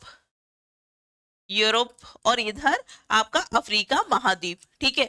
तो इसके बीच में हम लोगों ने देखा था किस तरीके से जो है अटलांटिक महासागर में कटक का निर्माण होता है, ठीक है। तो ये किसकी वजह से हो रहा है, आपकी अपसारी प्लेटों के एक दूसरे की विपरीत दिशा में गति के कारण यहाँ पर हमें देखने को मिलता है। तो इससे क्या निर्माण हो रहा है, एग्जाम्पल पूछा जाता है, अगर पूछा जाए कि अपसारी का जो सीमाएं हैं या अपसारी जो बाउंड्रीज हैं, डाइवर्जेंट बाउंड्रीज, इसकी वजह से किस प्रकार की चट्टानें निर्मित होती है या क्या किस प्रकार के उच्चावच निर्माण होते हैं, तो इसका एग्जाम्पल यहाँ पर लिख लीजिए। इससे आपकी इसका एग्जाम्पल बहुत ही महत्वपूर्ण है। तो मध्य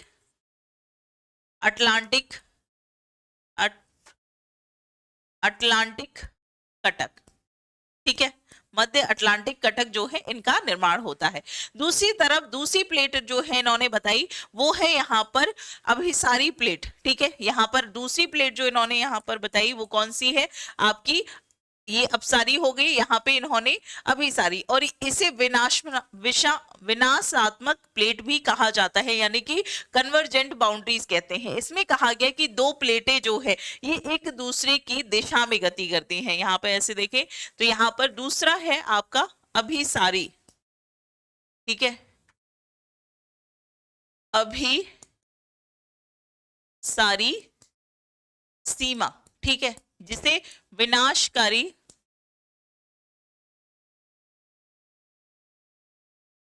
प्लेट भी कहा जाता है, ठीक है। तो इसमें क्या होता है, जब प्लेटें एक दूसरे की दिशा में, एक दूसरे की दिशा में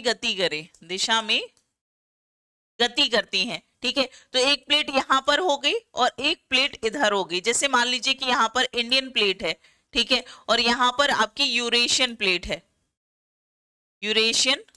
है, अब ये एक दूसरे की दिशा में जो है गति कर रहे हैं। तो यहाँ पे क्या होगा, यहाँ पर इन दोनों के बीच में दबाव पड़ेगा और आप देखेंगे कि जो प्लेट भारी होगी, ठीक है, मान लीजिए कि यूरेशियन प्लेट भारी है तो ये नीचे की तरफ क्या हो जाएगी, छेपित हो जाएगी। यहाँ पे क्या हो जाएगी, ये प्लेट नीचे की तरफ छेपित हो जाएगी, है ना, धंस जाएगी। क्यों, क्योंकि यहाँ पर घनत्व अधिक है, अधिक घनत्व के कारण या फिर भारी प्लेट होने के कारण जो है ये प्लेट नीचे की तरफ धंस जाएगी और इसके कारण जो है क्या होगा, इससे वलित पर्वतों का निर्माण होता है। इससे क्या होगा, एग्जाम्पल के तौर पर यहां पर इससे वलित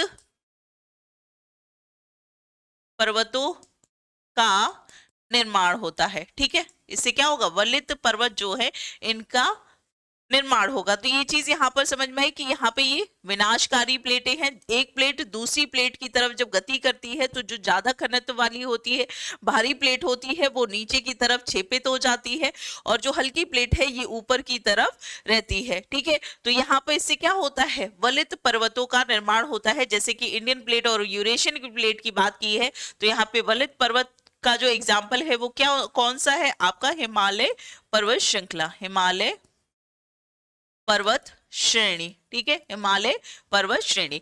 अब अभिसारी की बात करें तो अभिसारी प्लेट भी जो है 3 प्रकार की गति करती है, जैसे कि आप देखेंगे यहाँ पर।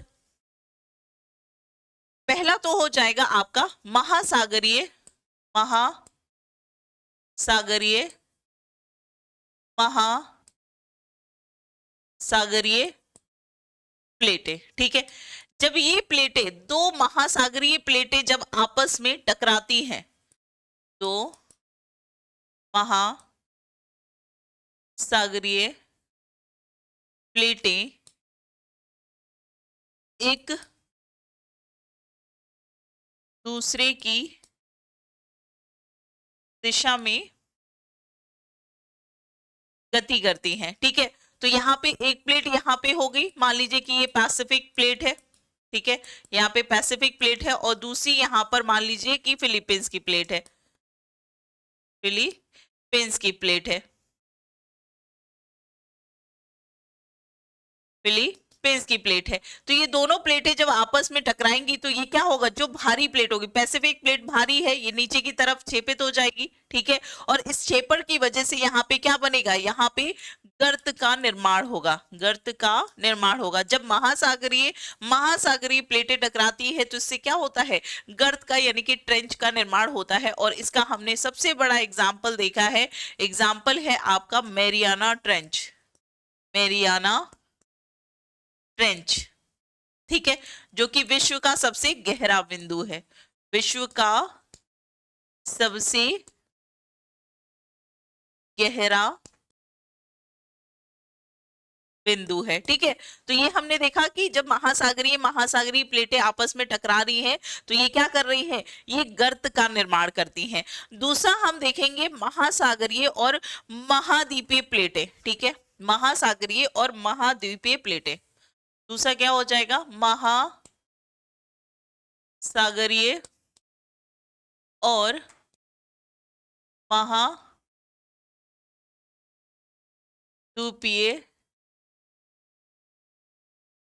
अभिसरण, ठीक है, अभिसरण। ये भी हमने क्या देखा है, महाद्वीपीय महासागरीय प्लेट अभिसरण, यहां पर लिख लो अभिसरण, ठीक है।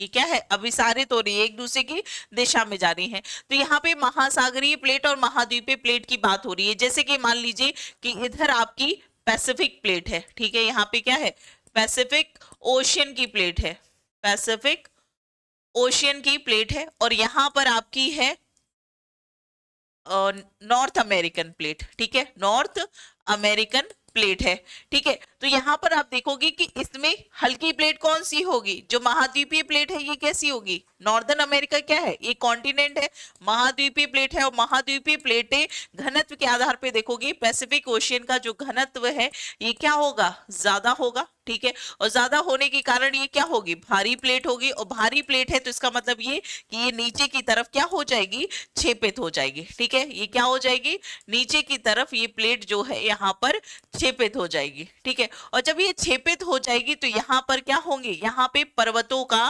निर्माण होगा, ठीक है। इस पे देखोगे तो यहाँ पर पर्वतों का निर्माण होता है, यहाँ पर लिख सकते हो कि इसका एग्जाम्पल क्या हो जाएगा, इसमें वलित पर्वतों का निर्माण होगा, जिसमें सबसे इंपॉर्टेंट एग्जाम्पल, क्योंकि पैसिफिक ओशियन जो है ये महासागरीय प्लेटें है और इसकी सीमा जो है उत्तरी अमेरिका और दक्षिण अमेरिका से लगती है, और दोनों ही प्लेटें, चाहे उत्तरी अमेरिका की बात करें, दक्षिण अमेरिका की ये प्लेटें हल्की हैं, और पैसिफिक ओशियन की प्लेट जो है भारी है, वो नीचे की तरफ छेपित होगी, जिसकी वजह से यहाँ पर पर्वतों का निर्माण हुआ है। जिसमें आप देखेंगे कि नॉर्दर्न अमेरिका में, उत्तरी अमेरिका में, नॉर्दर्न अमेरिका में पर्वत श्रृंखला है, वो कौन सी है, रॉकी माउंटेन रेंज, ठीक है, कौन सी है, रॉकी माउंटेन रेंज। और वहीं पर साउथ अमेरिका की बात करें, साउथ अमेरिका की, तो वहां पे आपको एंडीज पर्वत श्रृंखला देखने को मिलेगी, एंडीज माउंटेन रेंज आपको देखने को मिलेगी। तो ये जो एंडीज माउंटेन रेंज है या रॉकी माउंटेन रेंज है, ये किसकी वजह से हुई है? महासागरीय और महाद्वीपीय प्लेटों के अभिसरण के कारण, एक दूसरे के जो है दिशा में गति होने के कारण जो है इनका निर्माण हुआ है। तीसरा जो यहाँ पर है वो है महाद्वीपीय। अच्छा, यहाँ पे आप देख रहे हो ना, इससे क्या हो रहा है, इससे नई तरीके की जो है संरचना यहाँ पे बन रही है, विनाशकारी है ना, ये प्लेट जो है नीचे की तरफ छेपित हो रही है। इसके बाद हम देखेंगे नेक्स्ट जो है महाद्वीपीय, महाद्वीपीय अभिसरण। ठीक है, तीसरा क्या हो जाएगा? महाद्वीपीय, महाद्वीपीय अभिसरण, अभिसरण। ठीक है, महाद्वीपीय, महाद्वीपीय अभिसरण।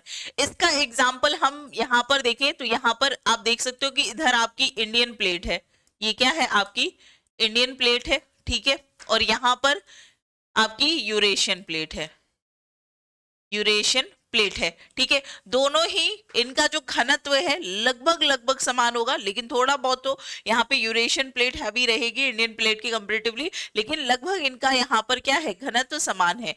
ये जो प्लेटें हैं जब आपस में टकराएंगी तो यहाँ पर बहुत ज्यादा जो है निक्षेपण होगा नदियों के द्वारा, यहाँ पर कई सारा गाद जो है यहाँ पर इकट्ठा किया जाएगा, जो कि एक भूसन्नति बनाएगी, भू सन्नति का जो है यहाँ पर निर्माण करेंगे। और इस भू सन्नति के बीच में जब दबाव पड़ेगा तो यहाँ पे क्या होगा?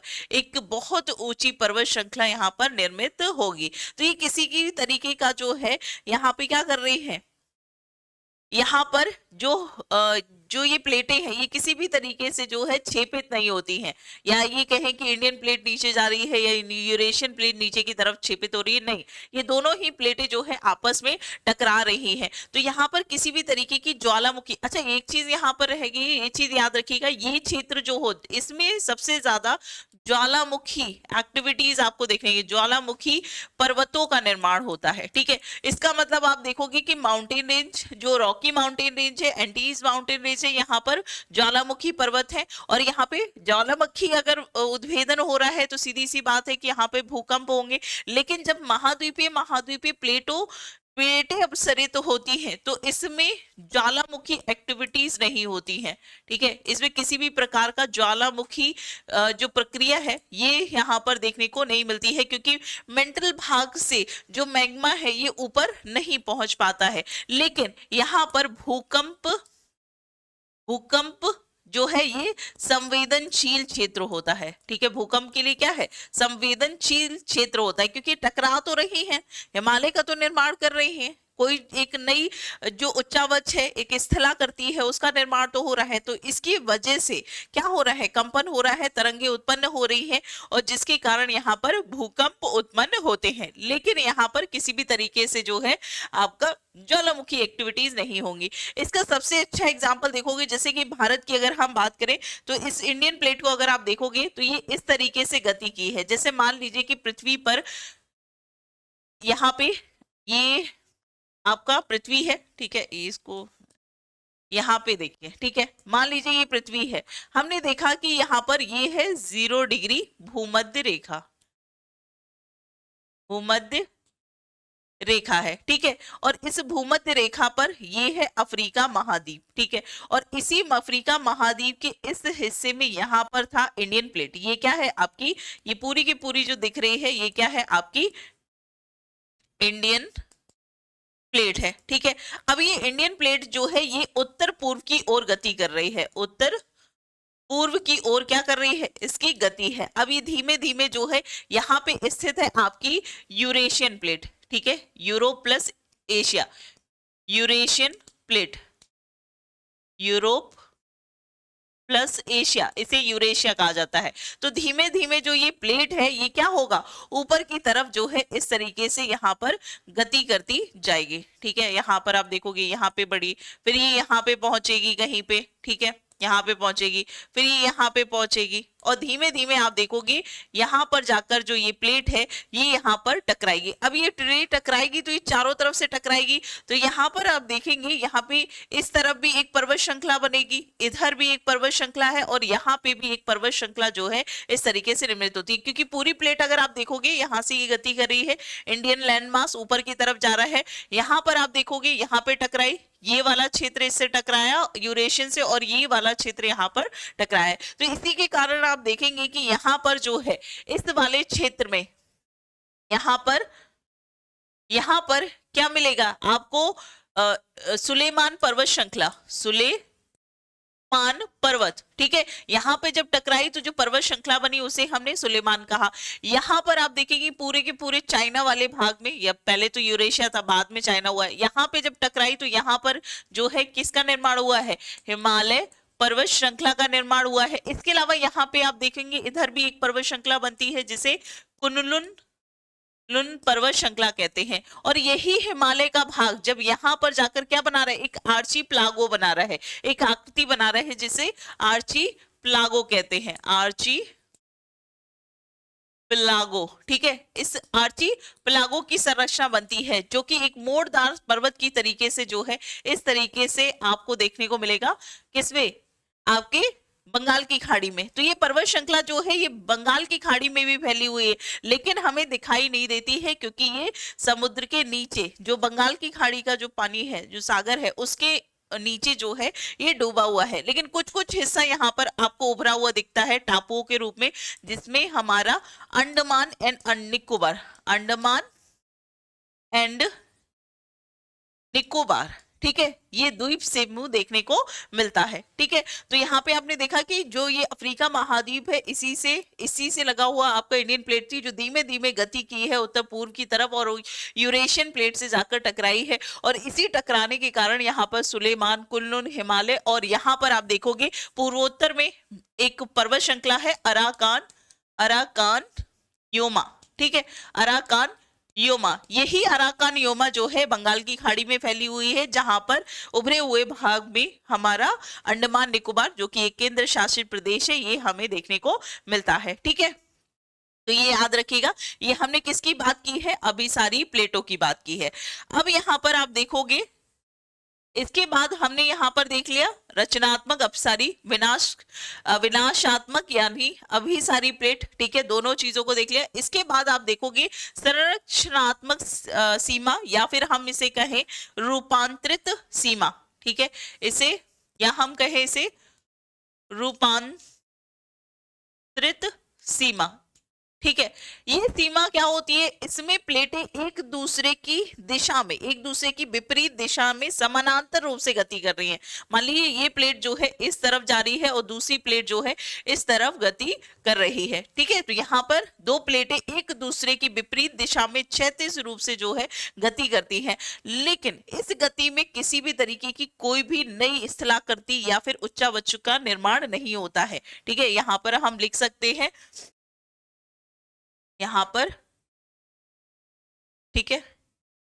यहां पर आप देखोगे नेक्स्ट प्लेट क्या है आपकी, तीसरी प्लेट जो थी वो कौन सी थी, आपकी रूपांतरण सीमा, ठीक है, रूपांतरण सीमा, जिसमें दो प्लेटें एक दूसरे के पैरेलल, दो प्लेटें एक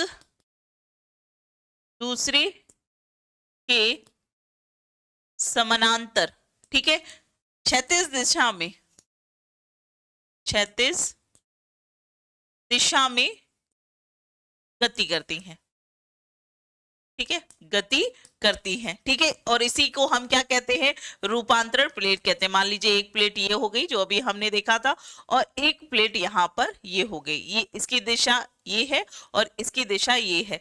तो यहाँ पे ये क्या है, एक दूसरे की दूर विपरीत दिशा में गति तो कर रही है, पैरेलल कर रही है, लेकिन किसी भी तरीके का डिस्ट्रक्शन नहीं देखने को मिल रहा है, ना ही यहाँ पर कुछ निर्माण हो रहा है। तो ना तो यहाँ पर कोई निर्माण प्रक्रिया हो रही है, ना ही यहाँ पर कोई ज्वालामुखी एक्टिविटी आपको देखने को मिलेगी, ज्वालामुखी एक्टिविटी यहाँ पर देखने को मिलेगी। लेकिन यहाँ पे ये जो क्षेत्र है ये कैसा होगा, भूकंपीय क्षेत्र होगा। यहाँ पे भूकंपीय जो हलचल है ये आपको जरूर महसूस होगी। तो ये 3 प्रकार की चट्टानें होती हैं, यानी कि गतियां होती हैं प्लेटों में, जिसमें महासागर और महाद्वीप दोनों प्लेटें होती हैं। तो सबसे पहले हमने देखी अपिसारी प्लेट, ठीक है, जिसमें प्लेटें एक दूसरे की विपरीत दिशा में जाती हैं, ठीक है, जिससे कटक का निर्माण हो रहा है।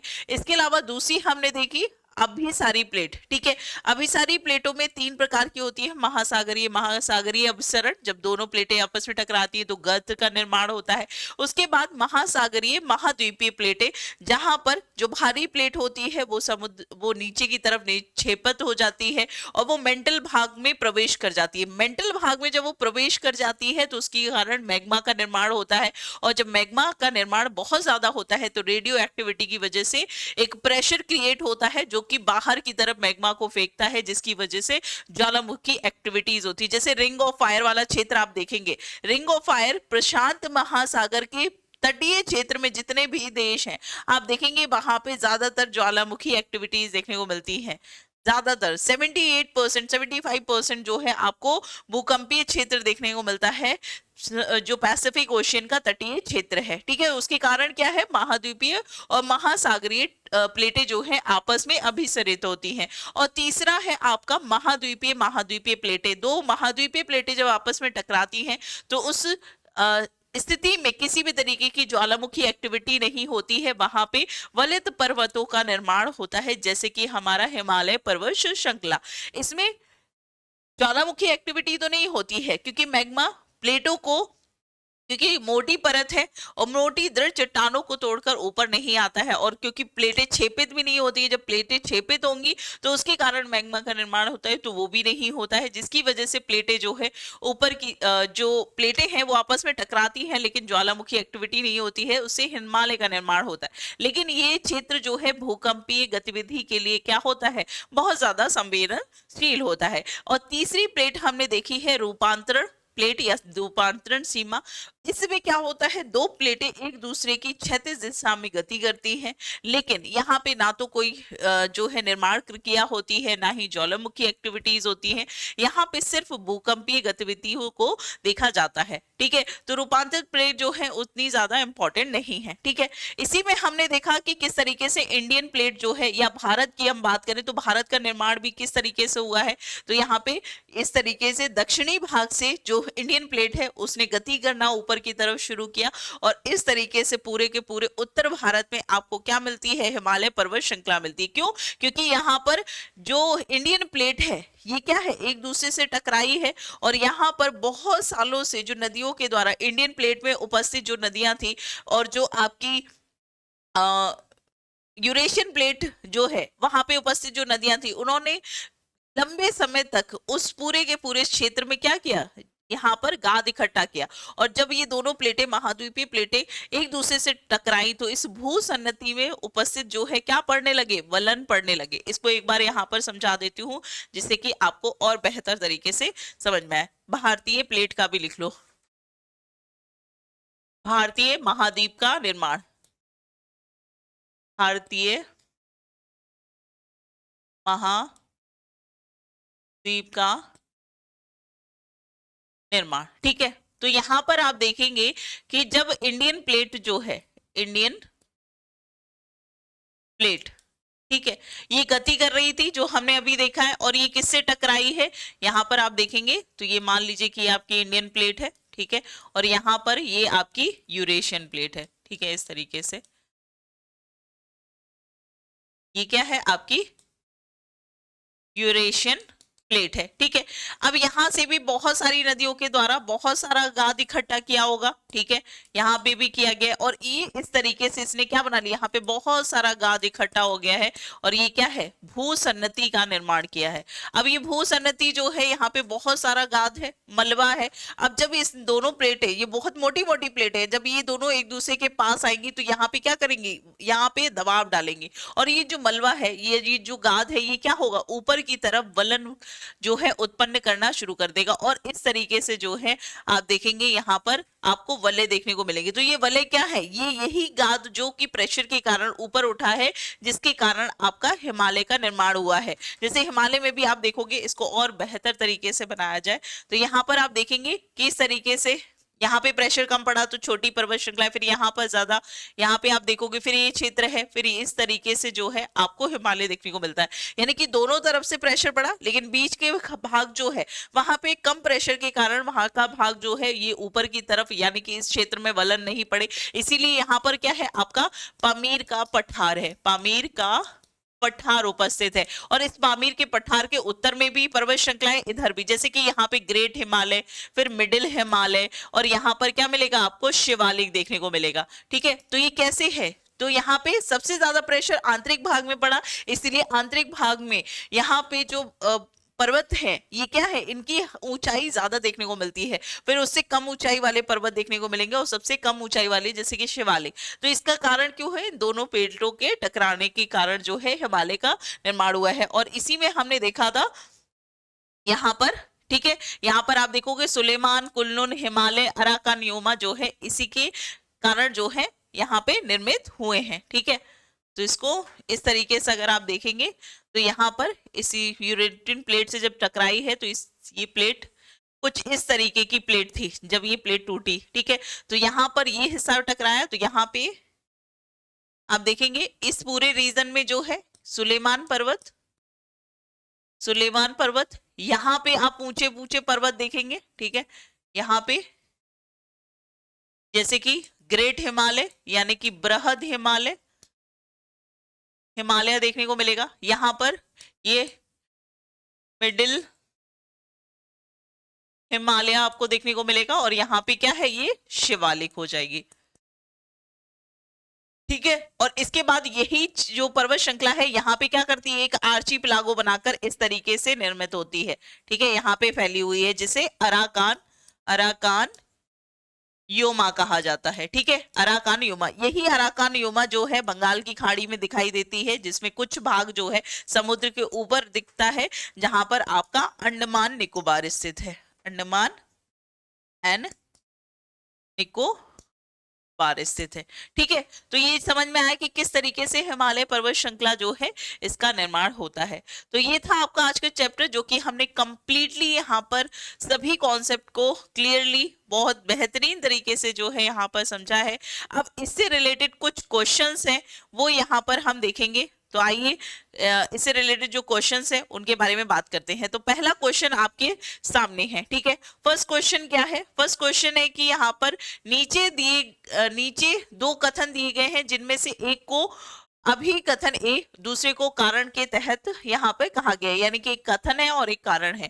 तो यहाँ पे अभिकथन क्या है, कथन क्या है कि उत्तरी गोलार्ध के महासागरों का औसत तापमान दक्षिणी गोलार्ध की तुलना में अपेक्षाकृत अधिक दर्ज किया गया है। ठीक है, कारण बताया गया है, इसका कारण क्या है, क्यों अधिक तापमान है, तो उत्तर और दक्षिणी गोलार्ध में तापमान में भिन्नता दोनों गोलार्धों में भूमि और महासागर के वितरण में असमानता के कारण है। तो हमने देखा था कि उत्तरी गोलार्ध में महाद्वीपों का विस्तार अधिक है और दक्षिणी गोलार्ध में महासागरों का विस्तार जो है अधिक है। तो क्या ये वैलिड रीजन है कि यहाँ पर जो उत्तरी गोलार्ध में महासागरों का औसत तापमान दक्षिणी गोलार्ध की तुलना में क्या है, अधिक दर्ज किया जाता है। ठीक है, तो यहाँ पे इसके जो कारण दिए गए हैं, क्या ये दोनों सही है, क्या